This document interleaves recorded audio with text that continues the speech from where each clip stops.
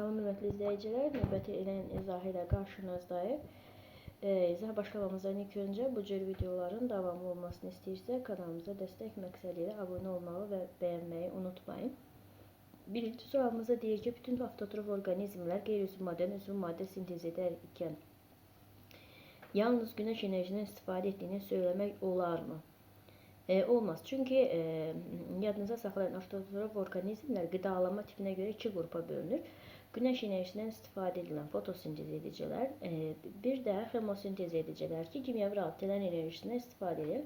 Bunlar nitrifikasiya, dəmir, kükürt, hidrogen bakteriyalarıdır. Bunlar xemosintez edərək qeyri-üzv maddə oksidalaşması zamanı ayrılan kimyəvi rabitə enerjisindən istifadə edirlər. Ona görə də bu fikir yanlışdır. Təbiətdə erkək qıcının yarpaqlarına təsadüf olunmur. Ümumiyyətlə yadınıza saxlayın ki, erkək qıcı çoxulu ot bitkidir. Payızda onun çoxulu yarpaqları quruyub məhv olur. Lakin torpağın altında qalan kökümzovu qışı keçirir. Yazda bu kökümzovdan yeni gənc yarpaqlar inkişaf edir. Buna görə də qış sükunət dövründə yarpaqlarına təsadüf edilmir. Heidelberg adamın kəlləsinə əmgək çıxıntının olmasını müəyyən etmək mümkün olmamışdır. Yadınıza saxlayın ki, Heidelberg Almaniyanın Heidelberg şəhəri yaxınlığında tapılan qazıntı halında tapılmışdır. Onun yalnız alt çənə sümüyü tapılmışdır və üzərində dişlər vardı. Alt çənə formasına görə onun əmgək çıxıntısı yox idi. Lakin kəllənin digər hissələri tam olmadığı üçün mərkəzlərin tam inkişafı, kəllənin üzərində tam kompleks şəkildə müəyyən etmək mümkün olmamışdır. Burada da nə idi? Cavab olacaq B. Qazında alt çənənin bir hissəsi tapılmışdır. Uyğunluğu müəyyən edin. Heterotrof parazit xəstəlik törədən avtotrof fotosintez edici. Ümumiyyətlə, burada diqqətlə baxsaq, burada bioloji təsnivat zənciri qurulub. Deməli, burada da deyir ki, sualda kükürt və də avtotrof olsun, fotosintez edici olsun. Burada götürsək kükürt bakteriyaları, dəmir xemosintez edici, avtotrofdur, amma xemosintez edicidir. Çürümə və torpaq bakteriyaları çoxlu heterotrofdur. Qırmızı və yaşıl bakteriyalar isə tərkibində xüsusi pigmentlər var ki, və bunun vasitəsilə günəş enerjisini udaraq fotosintezə edən avtotrof bakteriyalardır. Ona görə də Y variantı. İnsan 4 yuxu sikl baş verir. Ləng və tez yuxu fazı maksimal müddətdə baş verdiyi nəzərə alınarsa, ləng yuxu fazının ümumi davam etmək, tez yuxu fazının davam etmək nə qədər çox olur. İnsan maksimal müddəti, ümumiyyətlə ləng yuxusu bir saat yarımdır. Tez yuxu fazası isə 10-15 dəqiqədir. Səhərə yaxınsa 20-30 dəqiqə. Maksimum dediyinə görə hamısı da maksimum götürürük. 4'ü vururuq, 1,1 şey yiyəcək 6 saat. Tez yuxu üçün isə 3'ü vuracaq 15'e yiyəcək 45 dəqiqə. Səhərə yaxın da dedik ki, neçə edir? 20-30 dəqiqə eləyir. Ona görə də 45'in də üstünə də gələcəyik. 30 dəqiqəni, bu da eləyəcək 75 dəqiqə. Bu da yəni 1 saat 15 dəqiqə.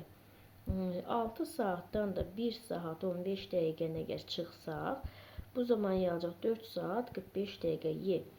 Deməli, deyir, 1000 hüceyrədən ibarət Volvox koloniyası itirən qamçıların sayı 1500 olarsa.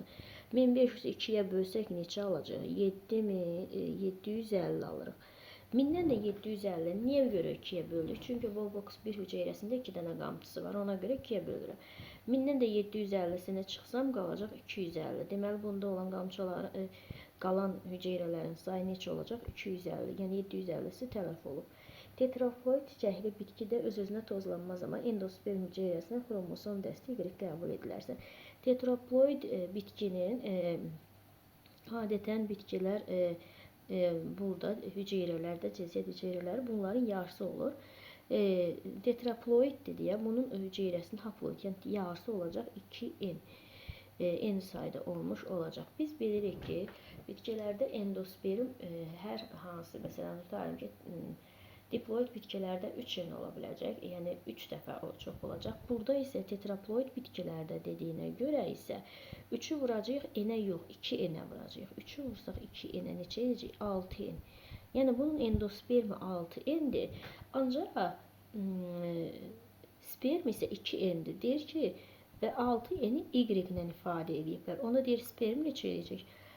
6-nı 3-ə bölsək 2 yerdə. Ona görə də bu da Y variantı. Y bölünsün 3 bərabərdir spermiya sayını, xromosomlarının sayını. Orqanizm çiyin qurşağı sümüklərinin sayın artması ardıcıllığı ilə düzülür. Deməli, orqanizmdə əvvəllərdə götürsək, ev itinin körpücük sümüklərini itirib, yəni reduksiya uğrayıb, ona qalıb yalnız 2 kürək sümüyü. Ev itində 2 dənə kürək sümüyü var. Əntərdə 2 körpücük, 2 kürək, 4 dənə sümük var.